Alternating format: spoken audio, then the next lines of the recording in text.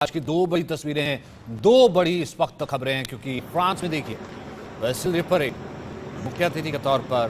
प्रधानमंत्री नरेंद्र मोदी, फ्रांस का सर्वोच्च नागरिक सम्मान उन्हें दिया गया, grand cross the legend Emmanuel Macron ने दिया और इस वक्त उनकी अगवानी हो रही है। बैसिल डे परेड के लिए वो पहुंच रहे हैं, मुख्य अतिथि के रूप में बुलाया गया है। सबसे पहले इमैनुअल मैक्रोन पहुंचे हैं। ये नेशनल डे है, बैसिल डे, और बहुत ही हर्षोल्लास के साथ फ्रांस में इसे मनाया जाता है। इस दिन छुट्टी रहती है, लोग खुशियाँ मनाते हैं, लोग अपने घरों पर गुब्बारे टांगते हैं। उसी दिन ही हम ये कह सकते हैं कि फ्रेंच रेवोल्यूशन की शुरुआत हुई थी और बहुत प्राइड और बहुत गर्व के साथ जोड़ा जाता है। एक एक फ्रांसीसी के गर्व के साथ आज के दिन को जोड़ा जाता है। 1880 से लगातार हो रही है। पिछली दो बार कोरोना के चक्कर में, कोरोना के कारण नहीं हुई थी, वरना लगातार हो रही है। इस बीच तैयारियों का जायजा ले रहे हैं और इंडियन इस बार इसलिए इसका रंग खास है कि न केवल प्रधानमंत्री मौजूद है, बल्कि इंडियन एयरफोर्स की तीनों टुकड़ियों के जवान इस परेड में शिरकत कर रहे हैं। बिल्कुल उस तरीके से जैसे कि रिपब्लिक डे परेड के दौरान होता है। ये देखिए प्रधानमंत्री मौजूद हैं, नरेंद्र मोदी, तमाम जो और वहाँ के स्टेट गेस्ट हैं उनसे मिलते हुए मुख्य अतिथि के रूप में प्रधानमंत्री नरेंद्र मोदी हैं। इससे पहले भारतीय इतिहास में पहली बार किसी भारतीय प्रधानमंत्री को वहाँ के सर्वोच्च सम्मान grand cross the legend of honour से सम्मानित किया गया। आपसे कुछ देर में ये परेड शुरू होगी, जिस परेड की अगवानी करेंगे इमैनुअल मैक्रोन, और उसके बाद इस परेड के मुख्य अतिथि होंगे प्रधानमंत्री नरेंद्र मोदी। तमाम सैन्य ताकत, टैंक्स, राफेल, ग्लोबमास्टर, हर्कुलिस, तमाम तरीके की हम ये कहते हैं कि सैन्य ताकत जो है वो इसमें दिखाई जाएगी। लेकिन इस बीच, इससे पहले कि अपनी सीट ग्रहण करें बैसिल डे परेड के दौरान, तमाम लोगों से मिलते हुए प्रधानमंत्री नरेंद्र मोदी। इस वक्त हमारे साथ आलोक मेहता सर हमारे साथ मौजूद हैं, हमारे एडिटोरियल डायरेक्टर। आलोक सर, ये तस्वीर कितनी सशक्त है, कितनी बड़ी है सर ये तस्वीर, कि रात को अब तक किसी प्रधानमंत्री को नहीं मिला है फ्रांस का highest honour grand cross the legend. सुबह बैस्टिल डे परेड, वो बैस्टिल डे जो हर फ्रांसीसी के लिए, जिससे हम ये कहते हैं कि अपने इसे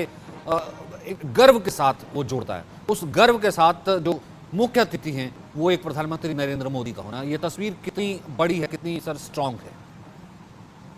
देखिए, ये भारत के लिए बहुत गौरव की बात है, हर भारतवासी के लिए गौरव की बात है। भारत के प्रधानमंत्री नरेंद्र मोदी को आपने देखा पिछले दिनों मिस्र का भी एक इसी तरह का एक सम्मान मिला, लेकिन यूरोपीय देशों की तरफ से, यूरोपीय देश का जो फ्रांस, भारत के साथ उसके बड़े ऐतिहासिक संबंध हैं और ये उनके लिए ऐतिहासिक दिन भी है। जैसा आपने कहा, चाहे 200 वर्षों से कहें और 116 वर्ष पहले, यदि भारत की सेना ने भी, आज हमारी जो सेना की तीनों टुकड़ियां मौजूद है,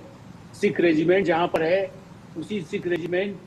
के जवान भी आज वहाँ परेड में शामिल हो रहे हैं। ये प्रधानमंत्री नरेंद्र मोदी ने पिछले 10 वर्षों में जो लगातार राफेल को लेकर, देखिए भारत में जैसे हम लोग जब हथियार जब खरीदे जाते हैं या भारत की रक्षा के लिए और वो शांति के लिए हम जो भी प्रयास करते हैं, तो राफेल को लिए जाने पर कुछ लोगों ने विवाद उठाए,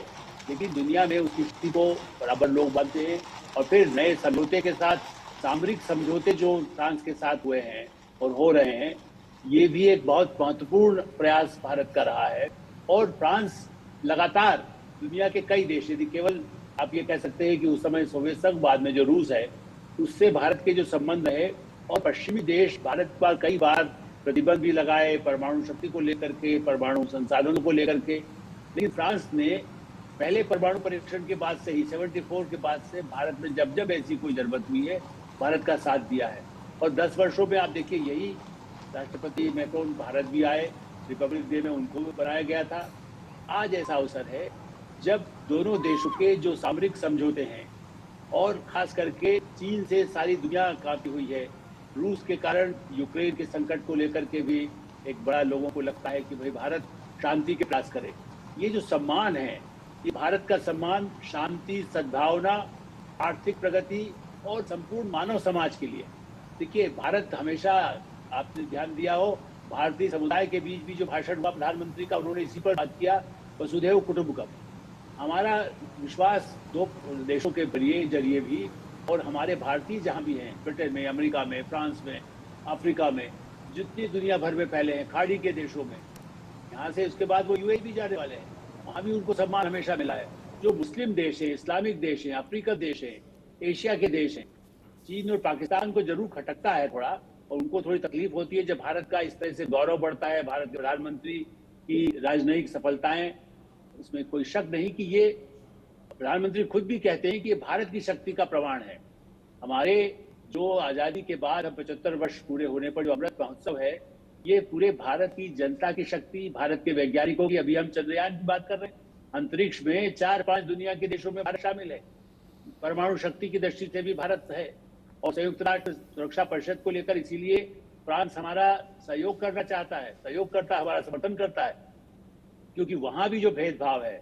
जो चीन बार बार कहीं ना कहीं आतंकवादियों के साथ भी पाकिस्तान के कोई प्रस्ताव आता है तो उसमें चीन उसका वीटो लगा देता है, लेकिन भारत की उपस्थिति के लिए, सुरक्षा परिषद की स्थायी सदस्यता के लिए भी फ्रांस। इसलिए आपने जो बात बिल्कुल ठीक कही कि ये एक ऐसा अवसर है जिस समय यूरोपीय देशों में,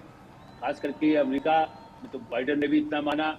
यहाँ के राष्ट्रपति, कल प्रधानमंत्री खुद उनका स्वागत करने के लिए गई एलिजाबेथ। इससे प्रमाणित होता है कि भारत के प्रधानमंत्री और भारत के साथ संबंधों को लेकर के फ्रांस कितना उत्सुक है, लगातार प्रयास कर रहा है, और भारत विरोधी लॉबी भी यदि वहां पर है तो उसका मुंह इससे बंद हो जाता है। जिस तरह के प्रयास वहां किए जाते हैं, कई बार भारत विरोधी प्रचार की दृष्टि से आतंकवाद से जुड़े हुए कुछ लोग वहां पर सक्रिय हो जाते हैं, वो उनके देश के लिए सुरक्षा सर होती उस है। टॉपिक पे, क्योंकि ये थोड़ा सा इस बार फ्रांस जो है कि दूध का जला छाछ भी फूक फूक कर पीता है, तो ये बदला हुआ सा फ्रांस है जो कहीं ना कहीं दुनिया को जो है सेकुलर कैसे रहा जाए और कैसे जितने विस्थापित होते हैं उनको अपनाया जाए और उनको ले लिया जाए, तमाम तरीके की बातें कहता है। लेकिन वही फ्रांस कैसे जो है खुद हाथ जला बैठता है, वो वाला फ्रांस भी है। लेकिन हम उस फ्रांस की अगर हम बात करें, सर एक सेक्शन ये कह देगा कोई बड़ी बात नहीं, थोड़ी देर में आ जाएगा, राफेल की कीमत भी बता दी जाएगी, लेकिन फ्रांस की तरफ से नहीं बताई गई है। लेकिन राफेल की कीमत थोड़ी देर में हो सकता है कि कांग्रेस की तरफ से या किसी पार्टी की तरफ से बता दी जाए कि वो कितना ओवर प्राइस है या नहीं है, जो भी है। दूसरा, जब दौरा हुआ था जो बाइडेन ने होस्ट किया था, जिस तरीके से होस्ट किया था, स्टेट गेस्ट बनाया था, तब भी कह दिया गया भैया उनको तो अपने हथियार बेचने, वो तो बुलाएंगे, वो तो डिनर करवाएंगे ही, और सेम ये कह देंगे कि भैया 26 विमान बेचने हैं, पनडुब्बी बेचने हैं, इमैनुअल मैक्रों तो देंगे ही देंगे। क्या इतना आसान होता है सर? क्या नहीं, कतई नहीं। आप याद करें, और मैं तो अभी मैंने पिछले अपने इस प्रोग्राम में कहा भी था कि अमेरिका सुपर कंप्यूटर नहीं दिया, आज हम नासा के बराबर टक्कर में, इसरो बल्कि टक्कर करें कि हम उनके साथ मिलकर के भी सहयोग करने को तैयार हैं। आज हमारा इसरो के वैज्ञानिक वहां जा रहे हैं, और भारत विरोधी लॉबी, यदि भारत में भी वही लोग उनको जैसे कहते हैं ना, थोड़ा सा आग में घी डालने की कोशिश करते हैं, जो कुछ ऐसी लॉबी होती है जो चीन से प्रेरित है। और इतना आसान इसलिए नहीं है कि 85 में जब प्रधानमंत्री राजीव गांधी गए थे और फ्रांस भी गए और अमेरिका भी गए, मैं तब वहीं पर सब मौजूद था, और उस समय फ्रांस में भी हम क्या है, कोई इस तरह का हमें फोन मिल सकेगा, टेक्नोलॉजी कैसे मिल सकेगी, हम उस पर कोशिश कर रहे थे। क्रॉस बार टेलीफोन, यदि आपको याद हो, जो बहुत अधिक उस समय उपयोगी नहीं साबित है, आज पूरे डिजिटल क्रांति के बाद और भारत की तरफ उनकी रुचि है। देखिए, जिस तरह से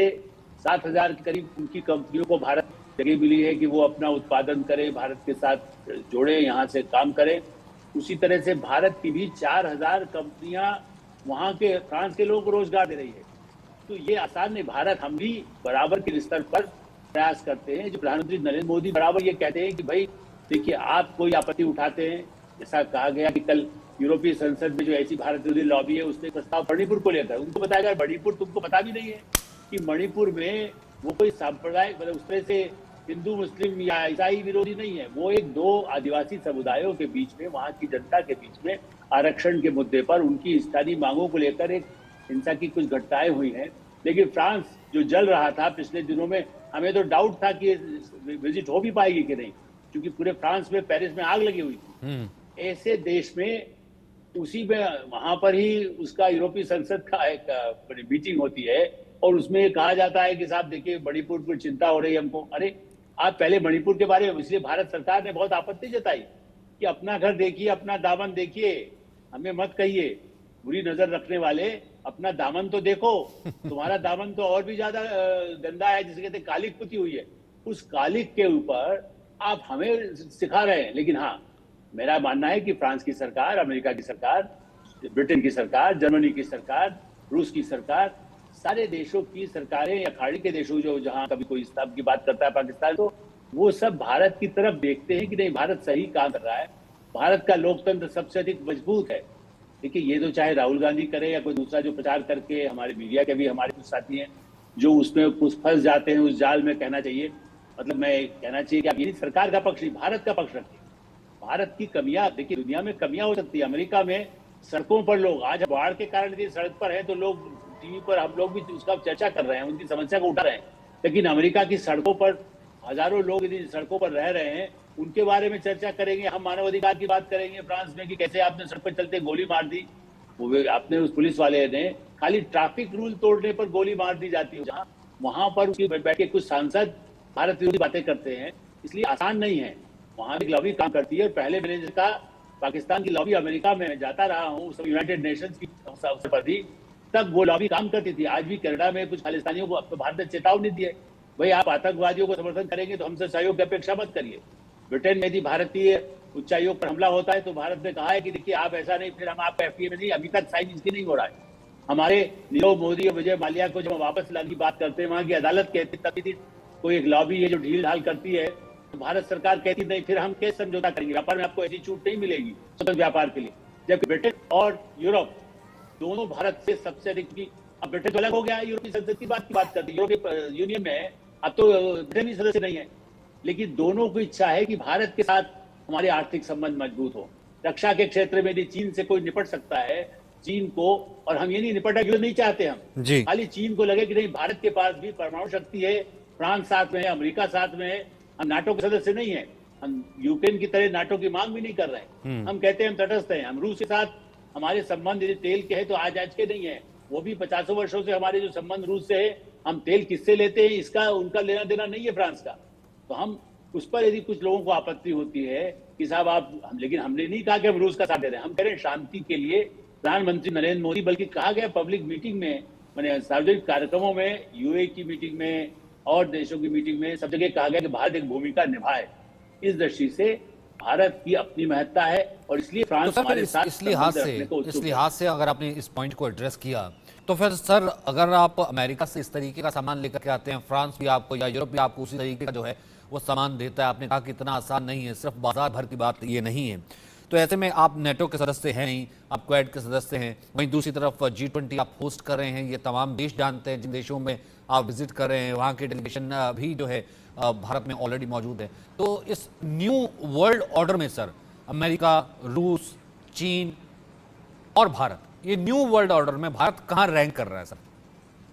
देखिए, भारत की हमने गुटनिरपेक्षता का एक बड़ा मूवमेंट चला था जिसमें हमने शुरुआत के देश में आजादी मिलने के बाद, लेकिन अब सही अर्थों में होता क्या है कि वो संगठन कुछ ज्यादा नहीं कर पाया। संयुक्त राष्ट्र भी शक्ति संतुलन की दृष्टि से कई बार सुरक्षा परिषद में, जैसा मैंने कहा कि चीन कभी आड़े आ जाता है, कभी कुछ गड़बड़ होती है, और इसीलिए भारत का महत्व इसलिए बढ़ रहा है कि भारत की भूमिका,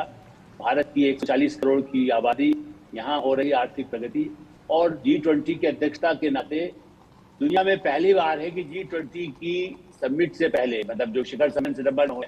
उससे पहले उन देशों के सारे मंत्री, और नॉर्थ ईस्ट पे भी गए हैं, मैं फिर से ध्यान दिलाना चाहूंगा, जम्मू कश्मीर में भी हुई है। तो ऐसे जो संवेदनशील इलाके हैं, केरल से कश्मीर से कन्याकुमारी तक, सॉरी सर, मैं आपको बीच में इंटरप्ट कर रहा हूँ, आप अपनी बात इसी को पूरा कीजिएगा G20 वाले पॉइंट को। मुझे एक छोटे से कमर्शियल ब्रेक के लिए रुकना है, फिर उसके बाद हम वापस आते हैं बेस्टले परेड की इन्हीं बड़ी और सशक्त भारतीय तस्वीरों के साथ, जिसमें मौजूद है भारतीय प्रधानमंत्री नरेंद्र मोदी। छोटा सा ब्रेक।